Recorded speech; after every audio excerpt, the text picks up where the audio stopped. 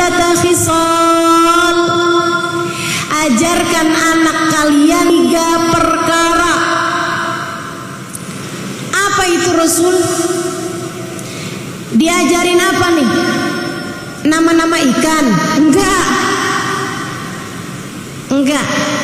Enggak darurat harus tahu nama-nama ikan. Diajarin apa yang paling penting wahai Rasul? Salasat khisal, kata Nabi, 3 hal. Anak kamu pastikan kamu sudah mengajarkannya, menanamkannya 3 perkara. Yang pertama, alimu auladakum mahabbat nabiyikum.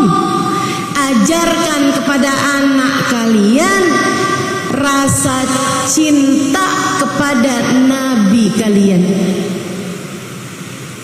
Ajarin anak kamu biar punya rasa cinta kepada Nabi Muhammad. Itu 1. Yang kedua, alimu auladakum mahabbat ahli baiti.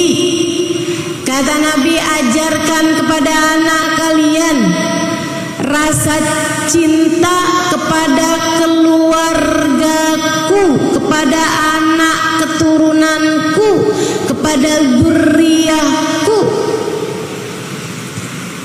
Yang ketiga, alimu auladakum Al-Quran. Ajarkan kepada anak kalian Al-Quran. Dalam riwayat mahabbat qiraatul Quran. Ajarkan kepada anak kalian rasa cinta terhadap Al-Quran. Yuk kita bahas satu-satu. Apa yang disampaikan Nabi ini teman-teman dipraktekkan oleh orang-orang yang mendapatkan didikan langsung dari baginda kita Nabi besar Muhammad. Anak-anak dari kecil-kecilnya mereka cinta sama Nabi besar Muhammad. Ibu-ibu mereka buat anak-anak mereka mencintai Nabi Muhammad luar biasa.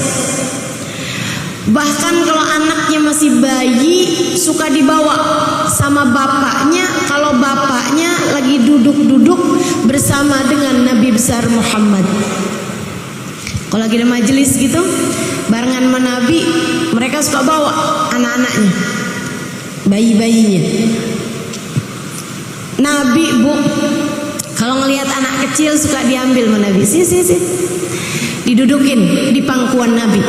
Sampai saya baca di dalam kitab, kalau nggak salah Musyrol Karim apa ya, salah satu dari kitab-kitab fikih, ada 14 anak yang pernah kencing di pangkuan Nabi Muhammad. Kebayang nggak? Kalau pernah dikencingin sama 14 anak bayi, yang digendong berapa banyak kira-kira?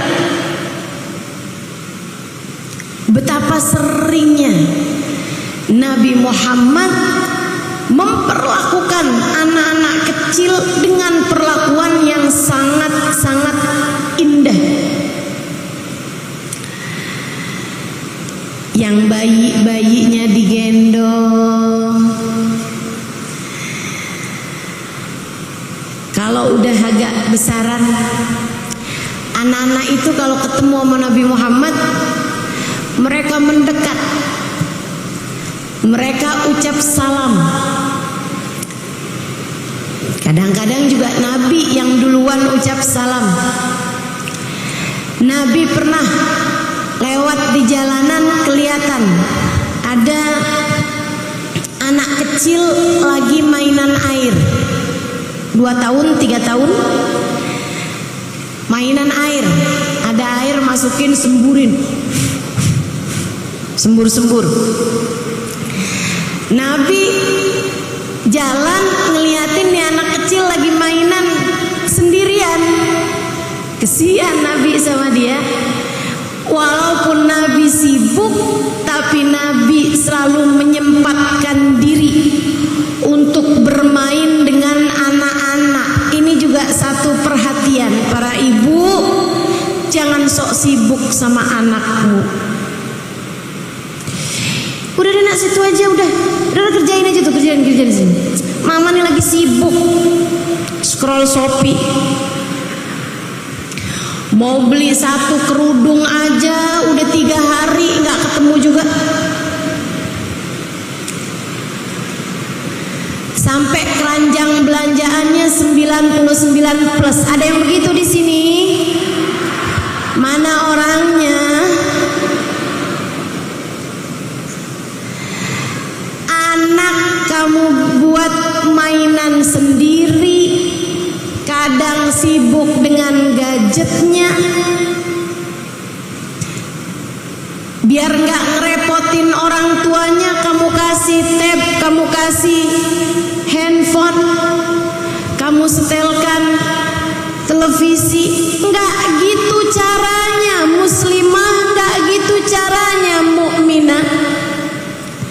Anakmu amanat dari Allah Subhanahu wa taala untuk kamu perlakukan dengan seindah-indahnya. Nabi kurang sibuk apa teman-teman? Tapi ngelihat anak mainan sendirian, Nabi gak sampai hati. Nabi ikut main bersama dengannya. Nah, kamu sibuk apa sih? Ayolah, Ustazah, saya sibuk mempersiapkan masa depan anak-anak saya. Saya harus kerja, Ustazah, persiapkan sekolahnya, biaya kehidupannya. Bu, jangan sampai kesibukanmu memikirkan masa depan anakmu, kesibukanmu mempersiapkan masa depan anakmu membuatmu kehilangan anakmu di masa sekarang. Jangan sampai kesibukanmu mempersiapkan masa depan anakmu membuat anakmu kehilangan dirimu di masa sekarang. Camkan itu. Nyesel kamu nantinya. Betapa waktu begitu mudah berlalu. Tiba anak-anak muda besar. Dari anakmu yang selalu kepengen ikut kemana kamu pergi, tiba-tiba kamu sudah ada di masa di mana kamu berharap anakmu ikut kamu dan dia menolak ajakanmu. Betul? Gak usah deh mah, gak usah ikut ya mah. Ya Allah, ayo, jangan sibuk untuk anakmu.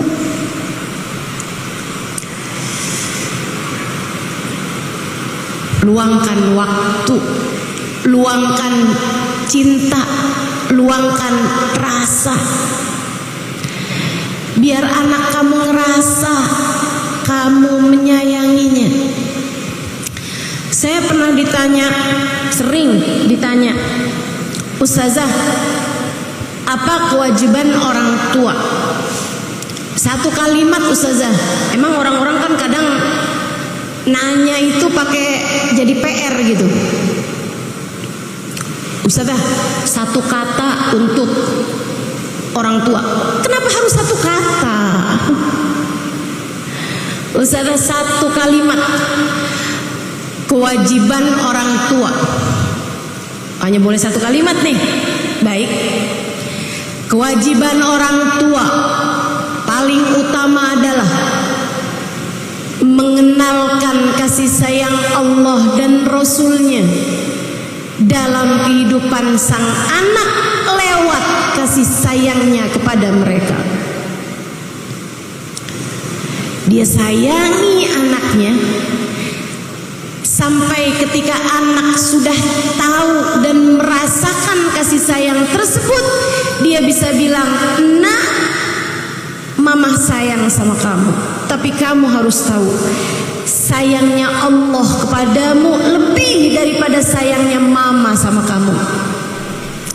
Nak, mama sayang sama kamu, mama cinta sama kamu, tapi kamu harus tahu, nak, cinta dan kasih sayang Nabi Muhammad kepadamu lebih besar daripada cinta dan kasih sayang mama kepadamu."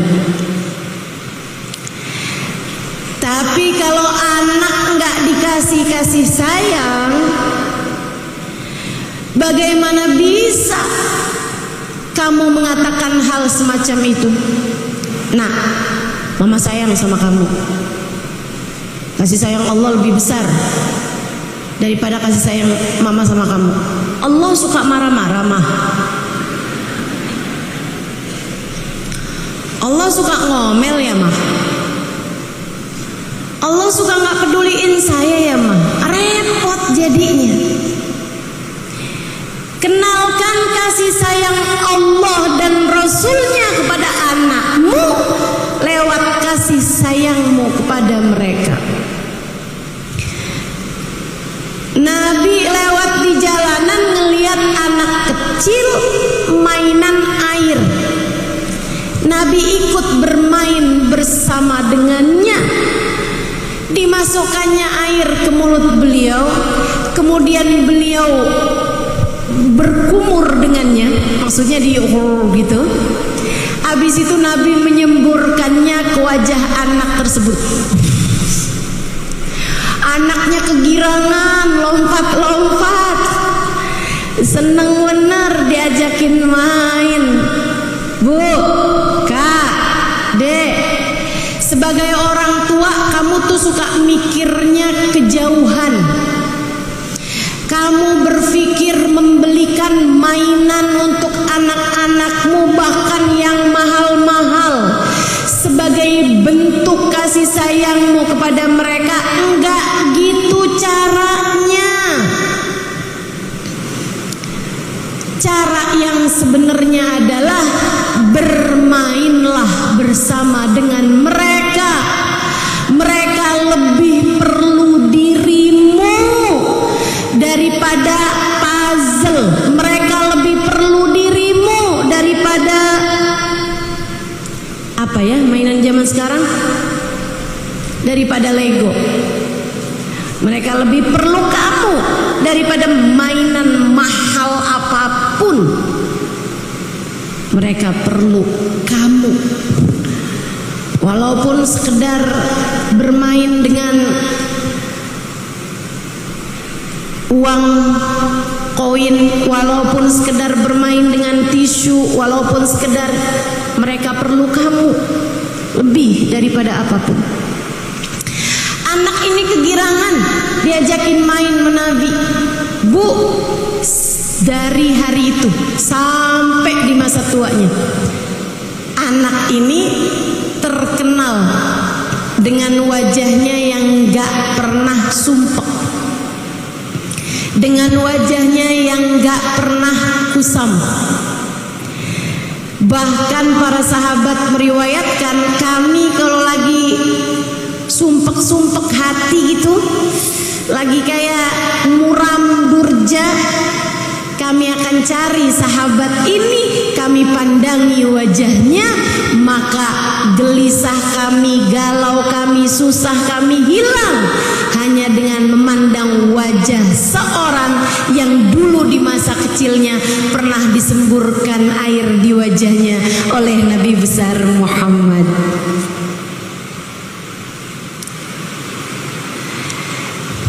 Tak ada hal indah yang dapat kamu berikan kepada anakmu selain kenangan manis. Catat itu, penting. Kamu pengen ngasih hal paling indah buat anakmu, bukan hadiah mahal-mahal, bukan juga pemberian-pemberian besar, tabungan buat masa depan mereka. Enggak ada yang lebih berharga daripada memori kebersamaan indah antaramu dengan mereka. Jadilah rumah tempat anak merasa nyaman denganmu. Ibu-ibu, teman-teman sekalian yang saya muliakan, kita lihat lagi perlakuan Nabi Muhammad kepada anak-anak, biar kita bisa contoh untuk kita praktekkan kepada anak kita dan kita praktekkan kepada anak-anak yang lain. Bukankah Nabi Muhammad adalah suri tauladan bagi kita semuanya? Nabi pernah lewat di jalanan, kelihatan ada seorang anak kecil, poninya lucu sekali. Nabi gemes bermain-main dengan poni anak ini. Kemudian Nabi Muhammad menyebul-nyebulnya. Apa nih bahasanya ya? Disebul. Tahu ya? Iya, ditiup. Ditiup, maaf ya, saya orang Jawa.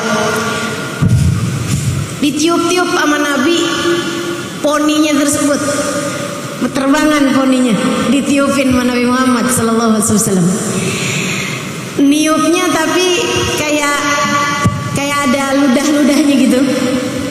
Ibu-ibu sekalian, sejak hari itu sampai di masa tuanya, anak ini dikenal dengan anak yang selalu ada aroma wangi di ubun-ubunnya.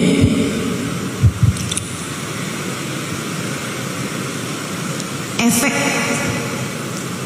dari Nabi Muhammad bermain-main dengannya. Ibu-ibu sekalian, Nabi Muhammad satu hari di hari raya. Ini anak agak gedean. Nah, kita agak naik nih ya. Satu hari di hari raya, Nabi Muhammad melihat anak-anak kecil sedang bermain-main. Nabi sengaja berjalan-jalan di hari raya tersebut. Habis selesai sholat id, Nabi Muhammad lihat anak kecil pada pakai baju baru, pada main-main.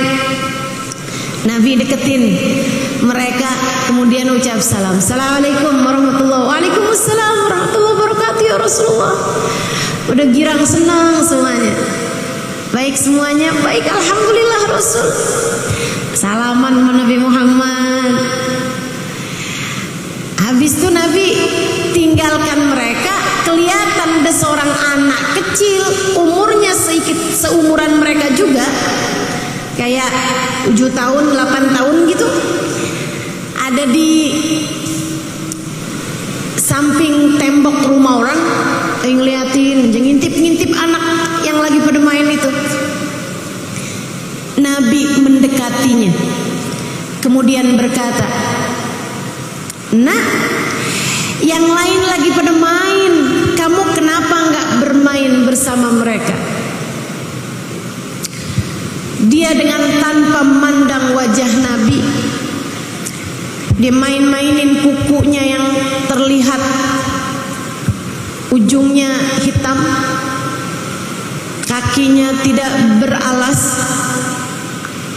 bajunya udah nggak jelas warnanya, kelihatan udah nggak mandi berapa hari ini anak. Ditanya sama Nabi, "Nak, kok nggak ikutan main sama yang lain?" Anak tersebut menjawab, "Pon,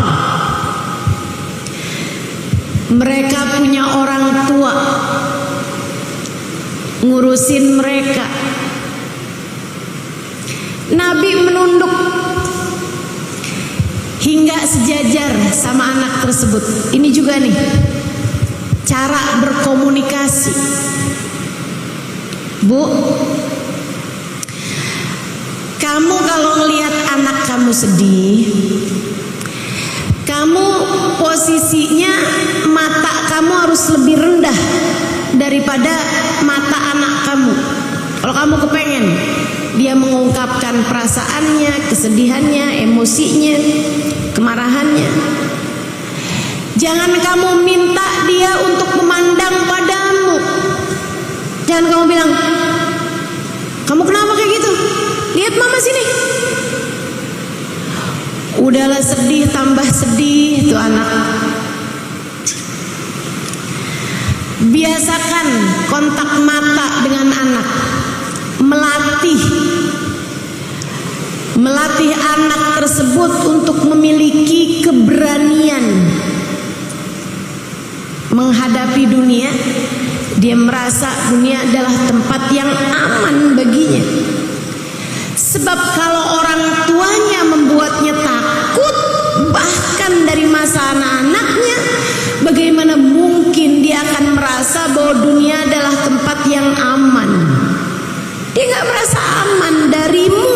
Bagaimana bisa merasa aman dari selainmu?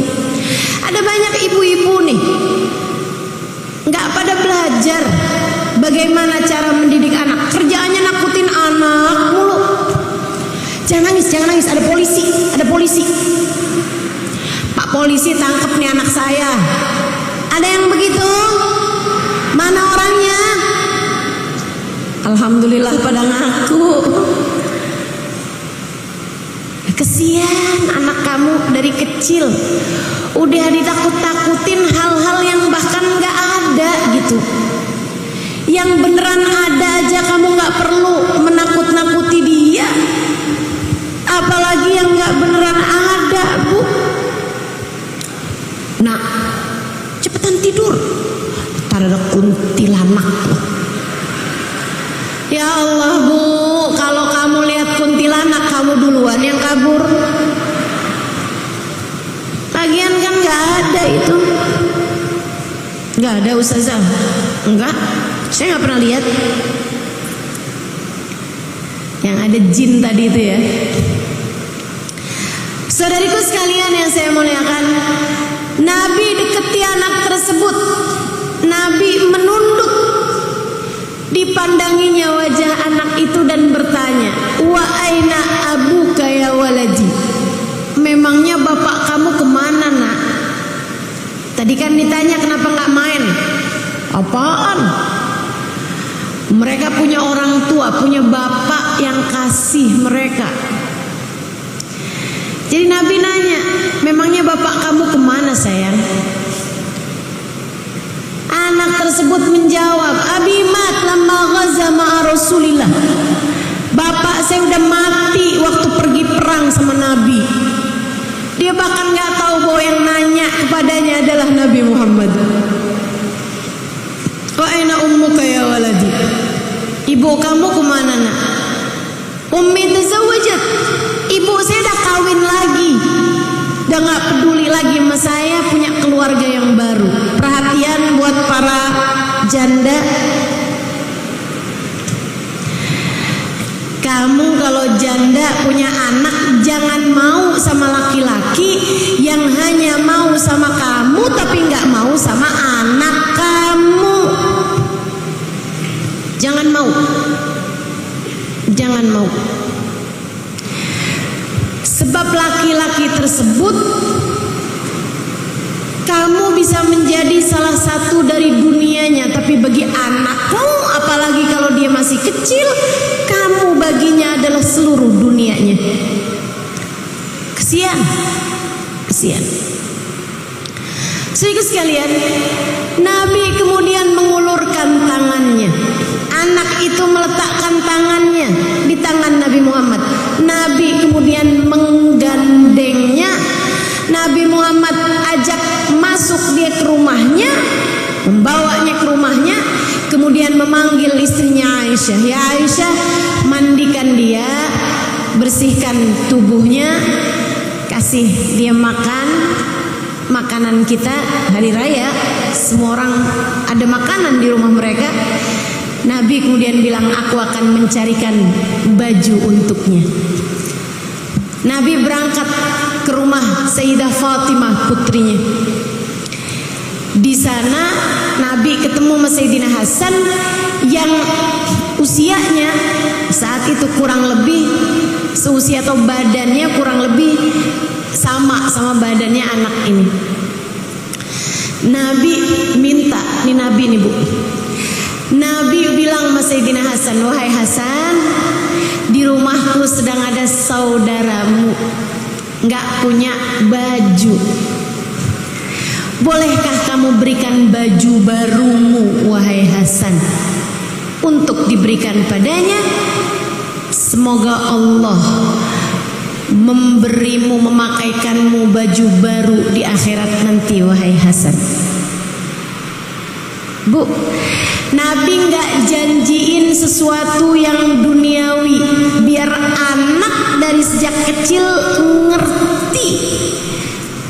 ngerti bahwa hidup di dunia bukan cuma soal dunia. Kamu bakal capek terus kalau kamu selalu yang kamu urusi dari anakmu adalah urusan dunianya aja. Kamu bakalan capek, Bu.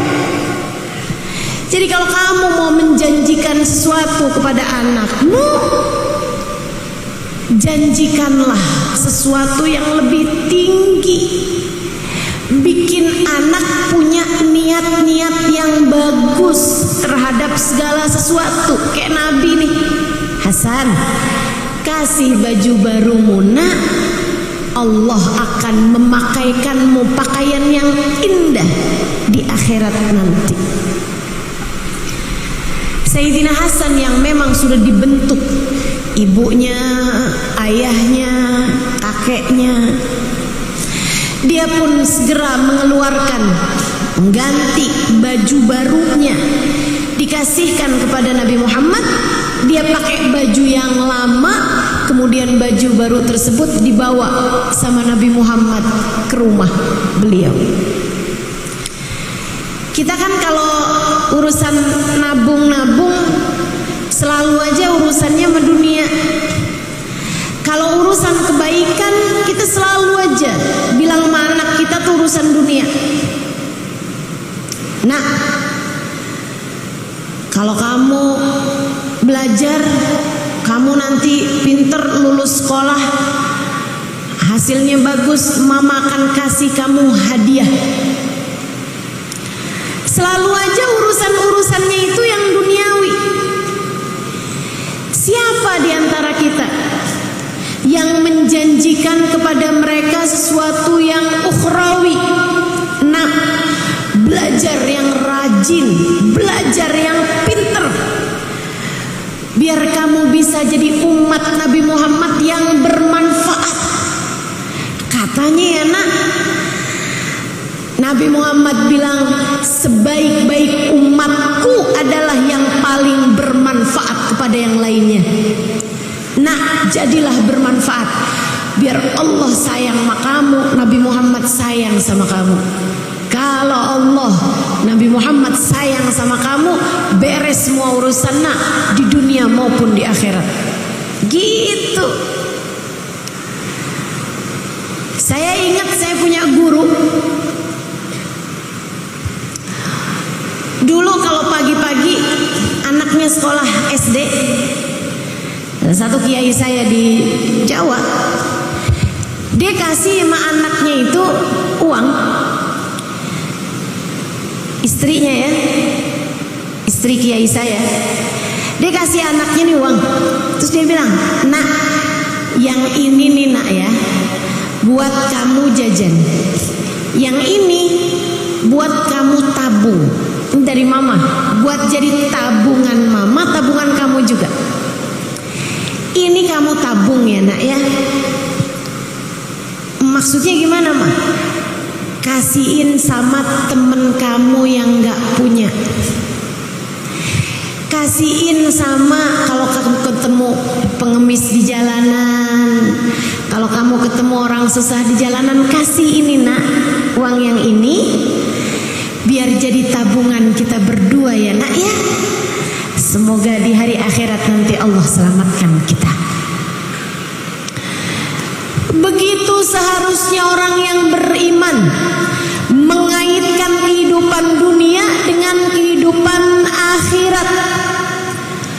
Saudaraku sekalian, Nabi pulang ke rumahnya bawa baju lebaran tersebut. Sampai di rumah Sayyidah Aisyah udah selesai memandikan anak ini, disabunin, dikeramasin.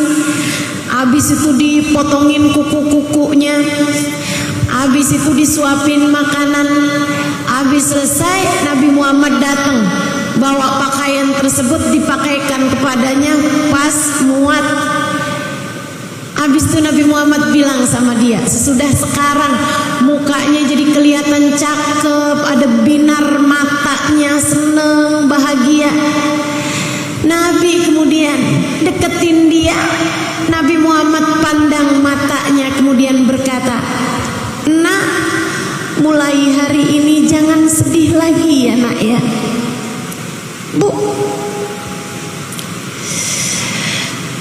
bukankah kamu lebih sering berkata kepada anakmu, jangan nakal? Bukankah kamu lebih sering mengancam anakmu, awas ya kalau jajan sembarangan? Pernahkah kamu duduk berdua dengan anakmu dan berkata, nak, jangan sedih lagi mulai hari ini."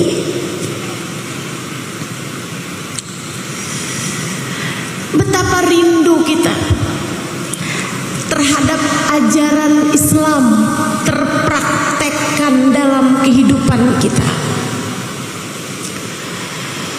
Betapa rindu kita kepada orang-orang yang mempraktekkan Islam dalam kehidupannya. Betapa indahnya kalau kamu sebagai salah satunya. Ini ajaran Islam, Bu, Kak, Dek, Nak. Bukan kekerasan dalam rumah tangga, bukan ancaman-ancaman, bukan hukuman-hukuman. Enggak gitu, enggak gitu. Nabi memandang anak ini kemudian berkata, bukan anaknya loh Dek, Kak, Bu, bukan. Anaknya entah siapa. Kamu bisa bayangkan seseorang yang bahkan terhadap anaknya orang, salah satu dari sahabat beliau, yang bahkan dianya tuh nggak ngamalin sunnahnya Nabi. Dia nikah lagi ketika suaminya meninggal, bukan yang ngurusin anaknya, malah sibuk dengan keluarga barunya dan menelantarkan anaknya. Tapi lihat bagaimana perlakuan indah Nabi besar Muhammad. Anakmu tidak perlu patah hati dari dirimu, camkan itu. Anakmu nggak perlu sakit hati dari perlakuanmu ataupun ucapanmu, nggak perlu. Biar anak saya tahu kalau saya ini disiplin, nggak perlu. Anak kamu nggak perlu tahu pencapaianmu, disiplinmu, ketegasanmu, kekerasanmu. Anakmu perlu kasih sayangmu. Anakmu perlu kasih sayangmu. Kalau saya sayangin Ustazah, anak saya ntar manja. Siapa bilang? Ibu, kamu perlu tahu, saya seumur hidup nggak pernah tahu rasanya dipukul sama abah saya, nggak pernah tahu rasanya dipukul sama ibu saya, nggak pernah tahu. Apakah menurutmu saya perempuan yang manja, nggak bisa ngapa-ngapain gitu? Enggak. Justru sebaliknya, Bu. Tak ada yang lebih diperlukan anak-anakmu daripada kasih sayangmu. Nabi pandangin anak ini. Kemudian Nabi Muhammad berkata, jangan sedih lagi ya nak mulai hari ini, sebab untukmu telah digantikan. Aku adalah ayahmu sekarang. Wanita yang memandikanmu tadi, Aisyah, adalah ibumu mulai sekarang. Putriku Fatimah adalah saudarimu mulai sekarang, kakakmu mulai sekarang. Waduh, girang banget, seneng banget. Dia langsung pamitan mau main barengan sama teman-temannya. Diizinin sama Nabi, dilari-lari menuju teman-temannya. Kemudian sampai sana dia bilang, "Hei, saya dong sekarang udah punya saudara baru, udah punya ibu baru, udah punya bapak baru." Anak-anak yang lagi pada main tuh berhenti semuanya, ngeliatin dia yang tadinya kelihatan dekil, kelihatan kotor, sekarang udah kelihatan cakep, udah kelihatan segar, pakai baju baru pula. Semua berhenti dari permainannya, kemudian berkata, "Saudara saya dong Fatimah, ibu saya dong Aisyah, ayah saya dong Nabi Muhammad." Ayah saya Nabi Muhammad. Itu anak yang asalnya pada seneng jadi pada gigit jari sambil bilang, "Ya lait abauna yamutuna fil ghazwah." Wah, coba ya bapak saya juga mati waktu pergi perang sama Nabi.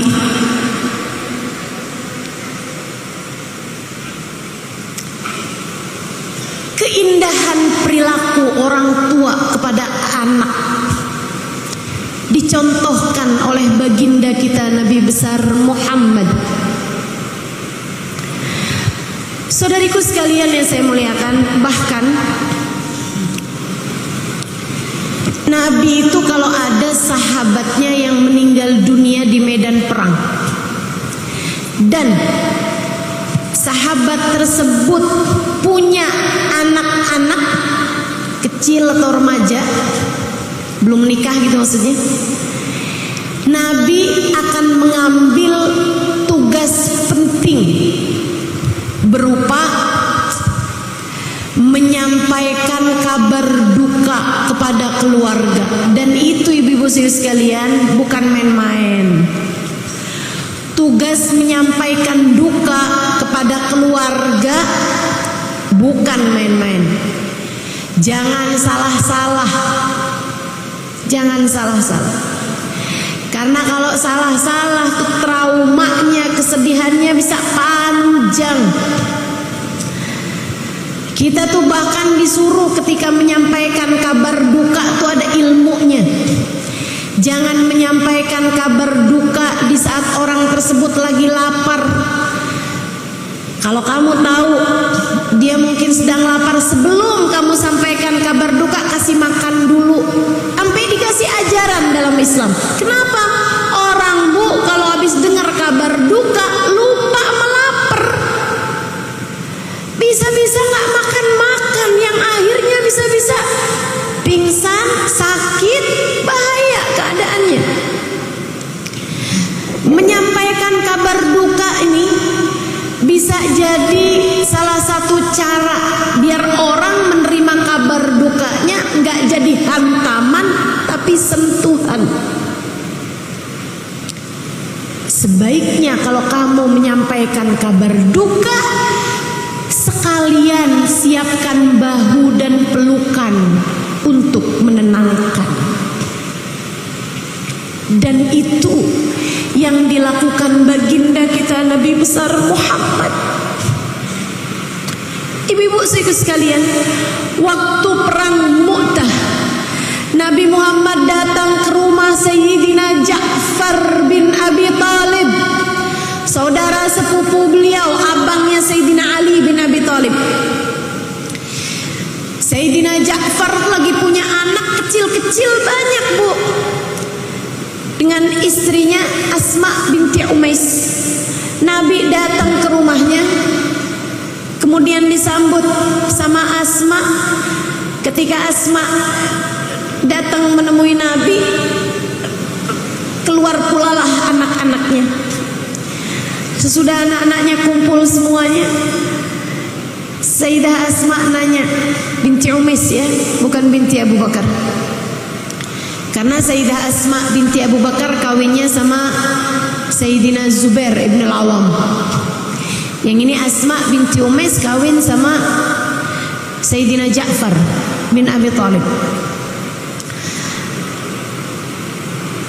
Ya Rasulullah, kau datang ke rumah kami menyampaikan berita apa wahai Rasul? Nabi Muhammad menjawab, aku ingin menyampaikan kepadamu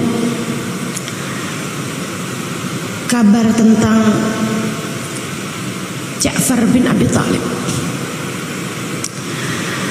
Asma karena sudah dewasa dilihatin wajah Nabi, kemudian berkata, adakah dia tak akan kembali lagi wahai Rasul? Nabi Muhammad mengangguk.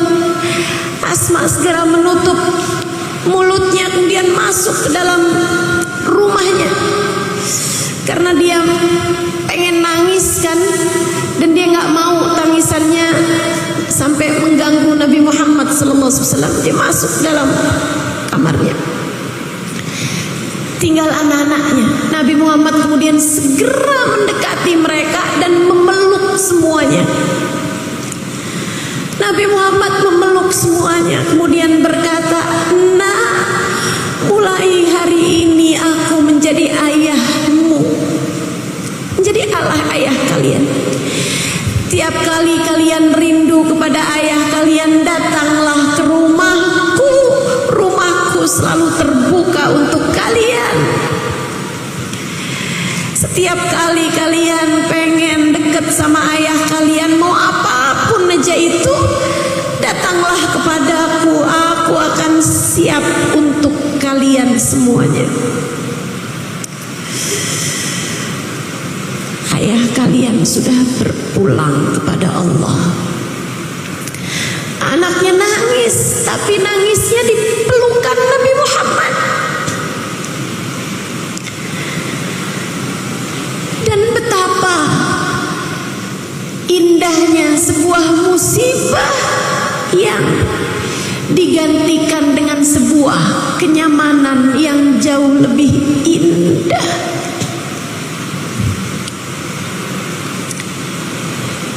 Begitu cara Nabi memperlakukan anak-anak. Kata Sayyidina Anas ibn Malik, ma qaharani wala naharani. Nabi Muhammad tuh nggak pernah bentak saya, nggak pernah marahin saya, nggak pernah sekalipun dalam kehidupannya. Padahal aku berkhidmah kepada Nabi Muhammad sallallahu alaihi wasallam. Kata Sayyidina Anas, khadamtur Rasul 10 sinin. Saya khidmah di rumah Nabi, jadi pelayannya Nabi, nyapuin rumahnya Nabi, cuciin piringnya Nabi, cuciin bajunya Nabi. Benar-benar khidmah di rumah Nabi Muhammad sallallahu alaihi wasallam. Bawain sendalnya Nabi kalau Nabi lagi pergian. Sebelum tugas itu diambil oleh Sayyidina Ibnu Mas'ud. Lebih kepada urusan rumah tangga Sayyidina Anasnya dibagi-bagi kemudian. Saudara sekalian, katanya Anas, saya khidmah sama Nabi 10 tahun dari Nabi Muhammad datang sampai Nabi Muhammad wafat di Madinah. Karena Anas orang Madinah. 10 tahun itu tidak sekalipun Nabi membentak saya. Tidak sekalipun Nabi Muhammad memarahi saya. Bahkan kalau saya bikin salah, misalnya memecahkan sesuatu, kalau ada keluarganya yang mau marah, Anas, kenapa kamu pecahkan ini? Nabi Muhammad bilang, da'uh, illam yuridillahu an yaf'ala lama fa'al. Jangan dimarahin Anasnya, biarin.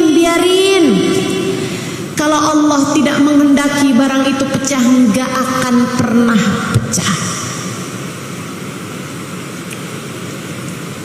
Rumah tempat anak pulang, kamu ibunya, kamu harus menjadi seperti itu bagi anakmu. Jadi rumah, tempat pulang bagi hati anak-anakmu, tempat ternyaman bagi hati anak-anakmu. Umi saya almarhumah 3 tahun yang lalu. Saya kalau lagi ada susah-susah, emang Ustazah pernah susah? Saya kan juga manusia, Bu. Emang gak boleh susah? Ada aja susahnya kan. Kita masih di dunia kan. Susah seneng ganti-ganti. Akhirat baru, tempat seneng sendiri, tempat susah sendiri. Bainal jannah wan nar, antara surga atau neraka. Tapi kalau di dunia mah normal, semua orang pasti ada susahnya, semua orang pasti ada sedihnya. Bahkan sesudah saya menikah, ibu-ibu sekalian, waktu umi saya masih ada, kalau susah-susah saya pulang ke rumah, saya liatin umi saya. Kadang saya cuman pelukin aja, pelukin. Atau kalau enggak pas umi lagi tidur, saya pelukin dari belakang. Saya cium-ciumin tangannya. Udah gitu aja. Kadang bahkan saya nggak perlu cerita. Semua gundah gulana itu hilang dengan sendirinya, seolah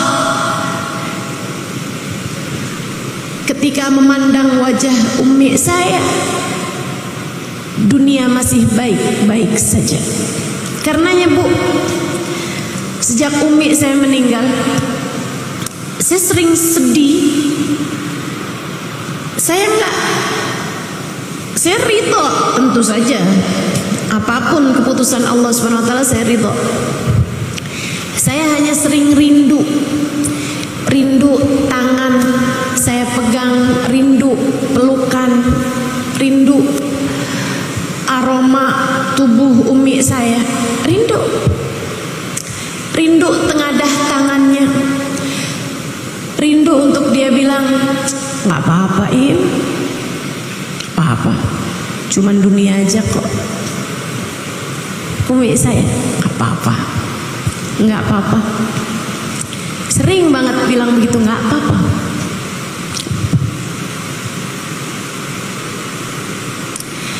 Nggak apa-apa Nok, cuman manusia kok gitu, nggak apa-apa. Subhanallah. Saudaraku sekalian yang saya muliakan, saya tahu yang mendengar di sini ada banyak ibu. Yang saya 23 tahun menikah belum atau tidak dikaruniai anak sama Allah SWT. Karenanya saya sampaikan hal ini padamu, biar kamu gak nyesel. Yang anakmu rindukan darimu bukan ilmu pengetahuanmu, bahkan bukan uangmu, bukan pemberian mahalmu, bukan. Yang anak rindukan darimu adalah kenyamanan saat anak bersama denganmu, pelukan hangat, dekapan, ucapan menenangkannya. Gak apa-apa nak, gak apa-apa, ini cuman dunia. Gak apa-apa nak, gak apa-apa, dia cuma seorang manusia. Kamu boleh sedih, galau, kalau orang itu adalah Nabi Muhammad. Sebab Nabi Muhammad manusia, tapi tidak selayaknya manusia. Ia adalah batu permata di antara kerikil-kerikil.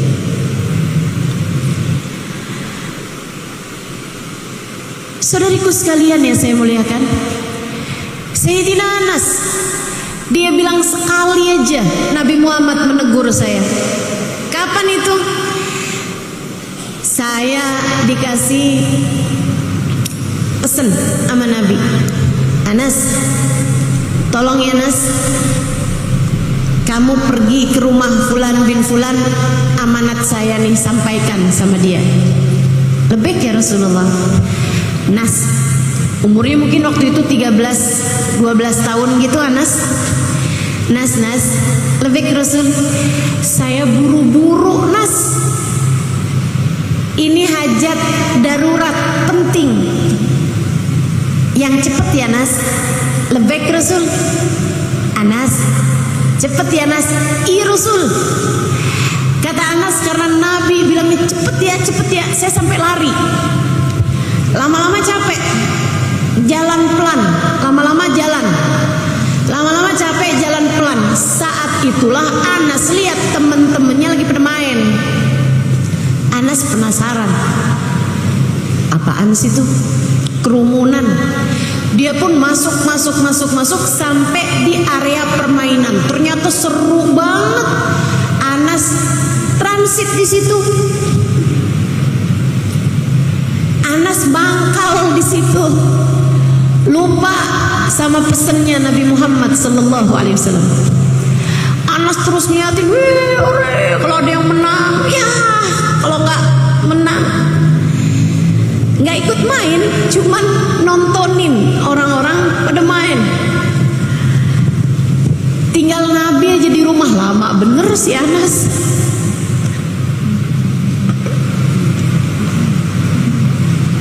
Katanya Anas, saya masih terus main dengan khusyuk main ya, ketika saya merasakan ada tangan harum yang menutupi mata saya. Seraya berkata, Ainal wasiya Anas, Ainal wasiya Anas. Mana yang saya pesenin tadi Nas? Mana yang saya pesenin tadi Nas? Dia bilang, saat itulah saya ingat pesennya Nabi Muhammad tadi. Saya pun berbalik dan saya dapati Nabi Muhammad tersenyum. Saya bilang, sekarang ya Rasulullah. Saya kemudian kabur dari situ. Tuh cara Nabi Muhammad menegur, indah. Nggak ada kata-kata kasar, apalagi kata-kata kotor. Bu, nggak gitu caranya, nggak gitu caranya. Kalau bahkan kepada anak yang seharusnya kamu menjadi juara dalam menyayanginya, kamu lontarkan kata-kata kasar, bahkan kata-kata kotor. Bagaimana caramu menunjukkan kasih sayang kepada selain dia? Kalau bukan dari kamu ibunya yang seharusnya jadi juara nomor 1 dalam menyayangi dia, dari siapa lagi kamu pikir anakmu bisa mendapatkan kasih sayang? Kamu pikir siapa yang bisa nyayangin anakmu selain kamu? Pak Camat, siapa yang kamu harap nyayangin anak kamu kalau bukan kamu? Kalau kamunya kasar, kamunya berkata kotor, kamunya keras kepada dia, kamu pukul dia, kamu jewer, kamu hardik dia, kamu kata-katain dia, kamu permalukan dia di hadapan teman-temannya, dari siapa lagi anakmu akan merasakan kasih sayangmu? Saya harap kamu sungguh-sungguh mendengarkan ucapan saya. Nabi sudah mencontohkannya kepada kita. Nabi sudah mencontohkannya kepada kita. Jika bukan kita yang melakukannya, siapa lagi? Bukankah kita adalah umatnya? bukankah kita adalah umatnya? Cerita terakhir, Nabi Muhammad lewat di jalanan. Ustaz kok sering banget ya Nabi Muhammad lewat di jalanan? Iya. Kan di sekitar jalanan kan ada anak-anak begini begitu, segala macam. Nabi lewat di jalanan. Ketika beliau melihat ada seorang anak kecil lagi mainan burung. Nabi deketin dia, disapa sama Nabi. Assalamualaikum. Waalaikumsalam warahmatullahi wabarakatuh ya Rasulullah. Lagi apa kamu nak? Rasul, suara burung saya cakep banget dah Rasul. Sini dah Rasul. Nih liatin Rasul. Suaranya cakep banget kan Rasul? Dimain-mainan sama burungnya. Burungnya bersenandung, berkicau. Burungnya berkicau. Kata Nabi, nak, kamu tahu nggak? Burung itu nggak lagi berkicau. Terus lagi apa Rasul? Lagi berzikir, nak. Nabi kemudian membawakan ayat Quran, tidak ada sesuatu di atas muka bumi ini, tidak di bumi ataupun di langit, kecuali semua bertasbih kepada Allah Subhanahu wa taala. Walakin la tafqahuna tasbihahum, hanya saja kalian yang tidak memahami suara tasbihnya. Oh gitu Rasul. Jadi ini burung saya bukan berkicau tapi lagi berzikir ya Rasul. Iya nak.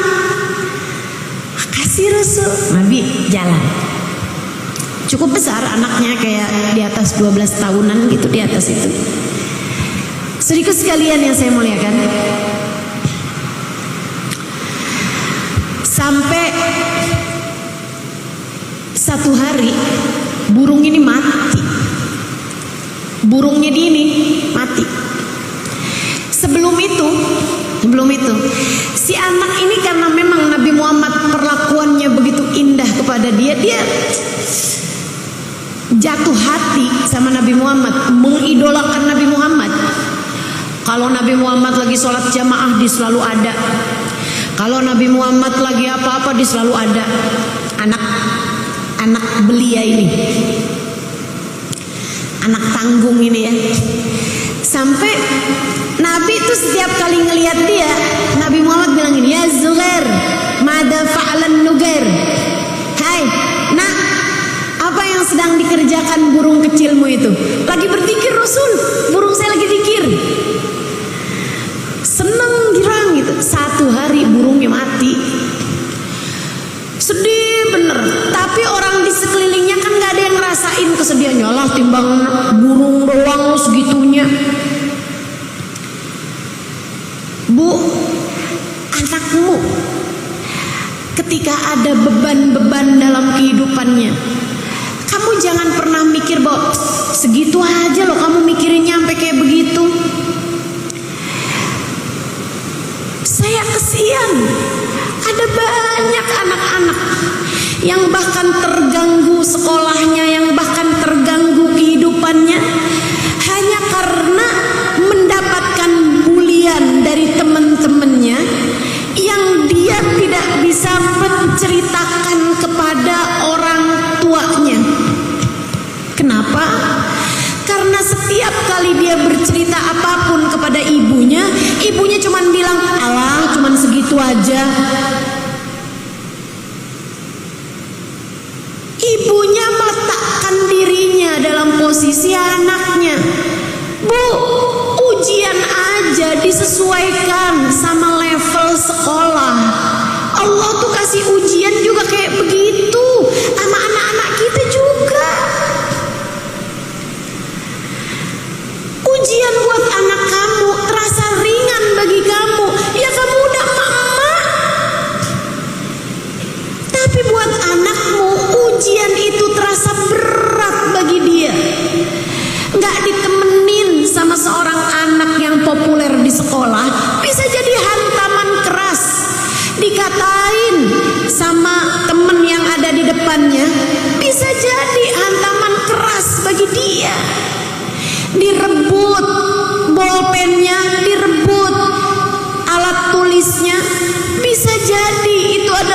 kebencian yang sangat besar bagi dia.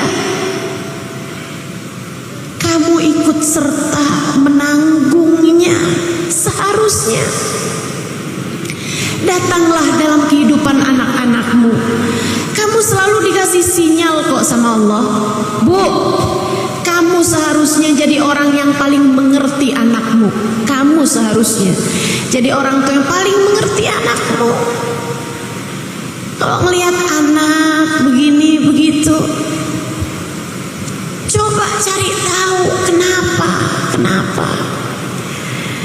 Cari tahu, buat anakmu menceritakan, dan hilangkan penghakiman. Jangan juga semua isinya perintah. Kadang anak tidak sedang ingin diperintah, ia hanya ingin didengar. Pinjamkan dua telingamu setiap kali anakmu bercerita. Itu salah satu dari tugas utama menjadi orang tua. Saya sering ditanya, Ustazah, gimana caranya jadi pembicara yang bagus? Saya bilang, kamu akan jadi pembicara yang bagus kalau kamu terlatih mendengar.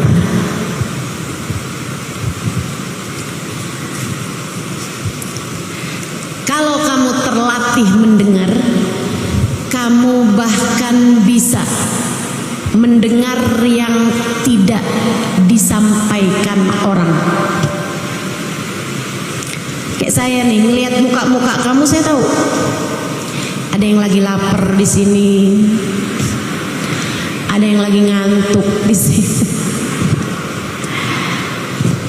Saya tahu ada yang lagi kegerahan di sini. Saya tahu ada yang pikirannya sedang kemana-mana. Ada yang lagi dari tadi itu mikirnya kayak gini. Saya emang gak terlalu perlu ilmu ini, saya belum punya anak. Ada tuh. Ada juga yang mikir, kayak udah terlambat deh, anak saya udah gede-gede, udah pada kawin semua. Ada, gitu kan? Gak apa-apa bu, buat jadi muhasabah. Ilmu selalu indah. Apalagi dengan kamu saya ceritakan bagaimana perlakuan Nabi Muhammad kepada anak-anak. Bukankah itu sesuatu yang sangat indah? Saya tuh kalau dengerin cerita tentang Nabi Muhammad, saya mikir, ya Allah, beruntung banget saya punya Nabi Muhammad. Ya Allah, senangnya punya Nabi gak punya celah, punya Nabi gak punya cacat, punya Nabi dengan akhlak sempurna, punya Nabi yang relate buat semua dari kita, punya Nabi yang begitu penuh kasih sayang, punya Nabi yang kepadanya kita selalu bisa menjadikannya rumah tempat kita pulang, tempat ternyaman. Saat kita mendengar cerita tentang Nabi Muhammad, bukan? Tempat paling senang, keadaan paling menyenangkan ketika saya bercerita tentang Nabi Muhammad. Bagi kamu juga bukan? Tempat paling enak ketika kita dengar cerita tentang Nabi Muhammad. Kayak urusan-urusan dunia jadi jauh lebih ringan gitu. Kayak tempat healing paling strategis saat kita diperdengarkan tentang kisah-kisah indah baginda kita Nabi besar Muhammad. Saudaraku sekalian, burungnya mati. Ceritanya belum habis tuh. Keluarganya pada semacam, duh kamu urusan burung doang segitunya, udah berhenti nangis, gak usah nangis gitu, burung doang loh. Lagi kayak begitu, tiba-tiba ada yang mengetuk pintu rumahnya. Dia pun bergegas membukanya. Fa idzan bih Rasulullah sallallahu alaihi wasallam qaimun amamal bab. Ternyata Nabi Muhammad berdiri di depan pintu. Assalamualaikum warahmatullahi wabarakatuh, kata Nabi Muhammad dengan tersenyum. Nabi tubuh ma tahaddatsa bi haditsin illa wa tabassam. Nabi kalau ngomong selalu diiringi dengan senyuman. Dia jawab, "Waalaikumsalam warahmatullahi wabarakatuh ya Rasulullah." Kelihatan sembab matanya habis nangis. Dia nanya, "Rasulullah mau ketemu Bapak?" "Enggak, saya mau ketemu kamu." "Rasulullah lagi lewat sini terus cari saya?" "Enggak, saya datang dari masjid. Mau ke rumah ini mau ketemu saya Rasul?" "Iya." "Oh, ada tugas Rasul? Ada yang harus saya lakukan?" Maksudnya kayak misalnya Nabi Muhammad nyuruh dia, "Kumpulin deh anak-anak sebaya kamu, saya mau ada hal yang saya perlu lakukan." Misal, bisa aja kan, namanya Nabi Muhammad kan pasti urusan-urusan penting nih. Nabi datang ke rumahnya sengaja dari masjid mau ketemu dia.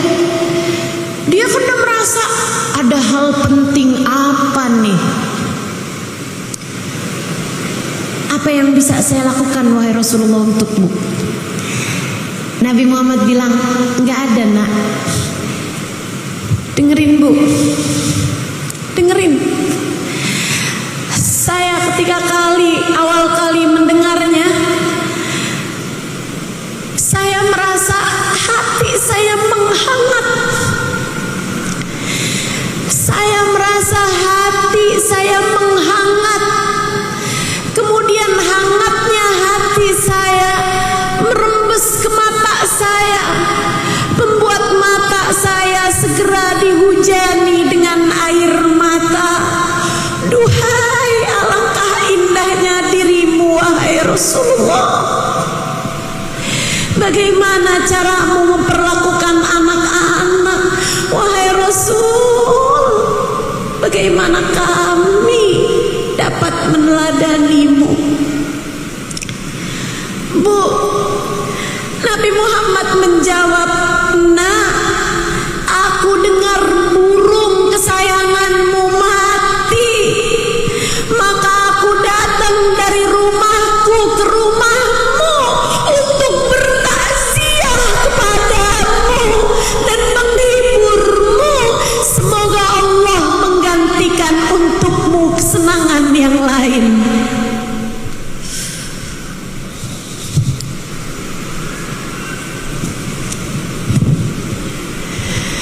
Bayangkan indahnya hati seseorang yang ketika mendengar umatnya yang kecil kematian burungnya, dia datang dari rumahnya menuju rumah anak kecil tersebut untuk bertakziah kepadanya.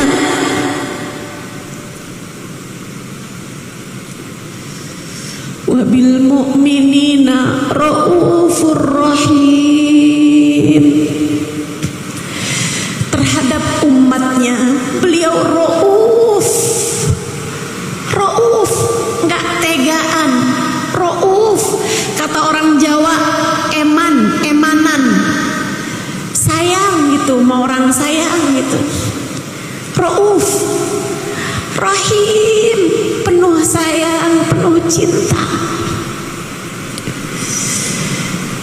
Bagindamu Nabi Muhammad sallallahu alaihi wasallam.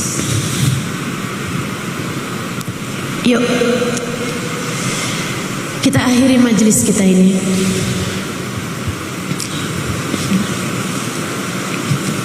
dengan niat, semoga mulai hari ini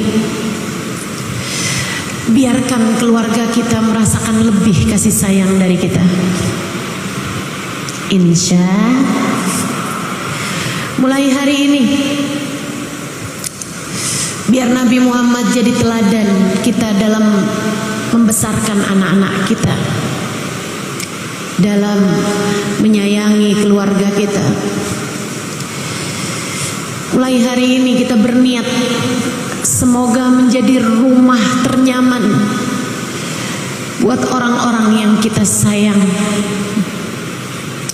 Mulai hari ini kita berniat semoga jadi umat Nabi Muhammad yang bisa menebarkan kasih sayang kepada semua orang-orang yang ada di sekeliling kita.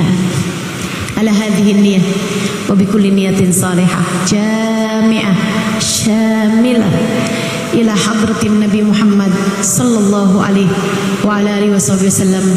Al-Fatihah. Bismillahirrahmanirrahim. Alhamdulillahirabbil alamin. Ar-Rahmanir Rahim. Maliki yaumiddin.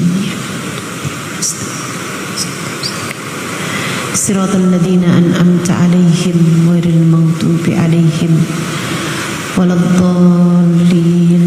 Amin. Allahumma bihaqqil Fatihah birmatil Fatihah barakatil Fatihah taftah lana abwabal khair tu'amilana muamalat ahlal khair takfina min jamil fitan wal mihan bu's wa dhair innaka wali kulli khair mutafaddil bi kulli khair birahmatika ya arhamar rahimin. Ya Allah, telah kami dengar bagaimana perlakuan Nabi Muhammad kepada anak-anak. Ya Allah, jangan jadikan jatah saya hanya sekedar menceritakannya, dan jangan jadikan jatah saudari-saudari saya yang ada di tempat ini ataupun yang mendengarkan kajian ini hanya sekedar mendengarkannya. Ya Allah, mampukan kami mengamalkannya. Ya Allah, mampukan kami mengamalkannya. Ya Allah, menjadi rumah paling nyaman bagi semua orang-orang yang kami sayang.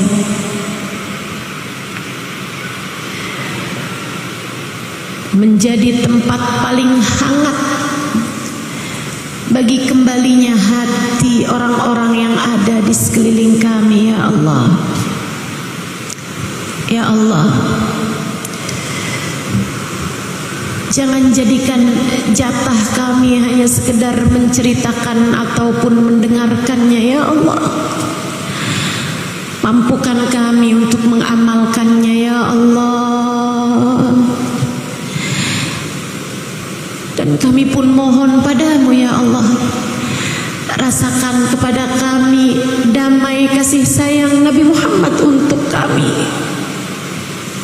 Ya Allah, rasakan kepada kami damainya kasih sayang Nabi Muhammad untuk kami. Ya Allah, ya Allah, bukankah Nabi Muhammad selain Nabi dari para sahabat-sahabatnya adalah Nabi kami juga? Maka bukankah sebagaimana Nabi Muhammad selalu menjadi rumah paling nyaman bagi seluruh sahabat-sahabatnya, bahkan yang paling kecil-kecil di antara mereka? Ya Allah, jadikanlah pula Nabi Muhammad rumah paling nyaman bagi kami. Ya Allah, kembalikan kami kepada Nabi Muhammad. Biarkan hati kami merasakan kasih sayangnya. Ya Allah, biarkan hati kami merasakan sejuk hangat pelukannya. Ya Allah, biarkan hati kami merasakan damai cintanya untuk kami. Ya Allah,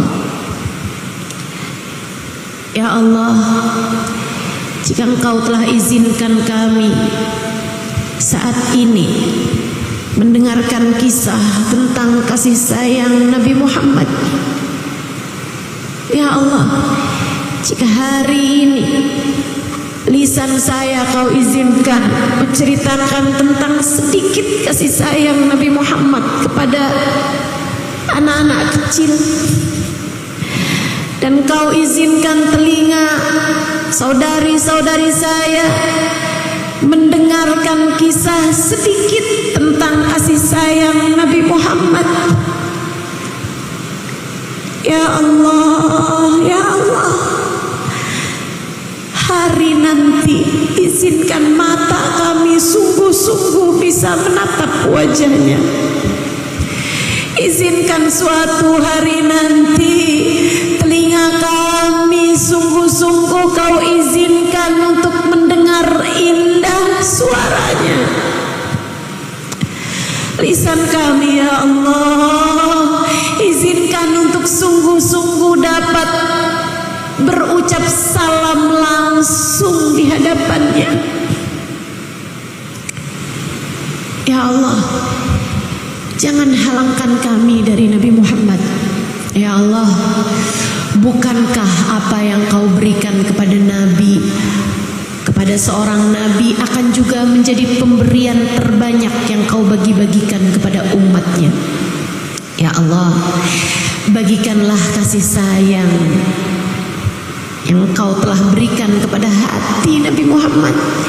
Bagikanlah pula ke dalam hati kami ya Allah. Jadikan kami seseorang yang mampu menebarkan kasih sayang kepada siapapun ya Allah, terutama kepada keluarga kami ya Allah. Bimbinglah kami menjadi hamba-Mu yang salehah. Bimbinglah keluarga kami menjadi hamba-hamba-Mu yang saleh-salehah. Ya Allah, hidupkan kami sebagai umat Islam, matikan kami pula sebagai umat Islam. Di padang mahsyar jadi umat Islam, dimanapun saja kami berada sebagai umat Islam. Ya Allah, Engkau telah menjadikan kami umat Nabi Muhammad ya Allah, tanpa kami minta. Maka jadikanlah kami semuanya sebagai umat Nabi Muhammad di saat ajal datang menjemput kami ya Allah, dan kami memintanya padamu. Masakah yang memberi tanpa diminta akan menolak ketika kami meminta? Ya Allah, apabila datang ajal menjemput kami, matikan kami dalam husnul khatimah. Jadikanlah kalimat terakhir yang keluar dari lisan kami adalah kalimat La ilaha illallah, La ilaha illallah, La ilaha illallah, Muhammadur Rasulullah sallallahu alaihi wasallam. Alaiha nahya wa alaiha namut wa alaiha nub'atu insyaallah ta'ala minal aminin alladzina la khaufun alaihim wa lahum yahzanun birahmatika ya arhamar rahimin bijudika ya ajwadal ajwadin innahu waliyyu dzalika wal qadir alaih. Ya Allah, berkahilah semua yang hadir. Yang sakit-sakit di antara kami sehatkanlah ya Allah. Yang sedang sulit di antara kami mudahkanlah ya Allah. Yang sedang sempit di antara kami lapangkanlah ya Allah. Hajat-hajat kami semuanya kabulkanlah ya Allah. Berkat baginda kami Nabi besar Muhammad sallallahu alaihi wasallam. Wa sallallahu ala sayyidina Muhammadin wa ala alihi wa sahbihi wasallam. Fadl subhana rabbika rabbil izzati amma yasifun wa salamun alal mursalin walhamdulillahi rabbil alamin. Taqabbalallahu minna wa minkum.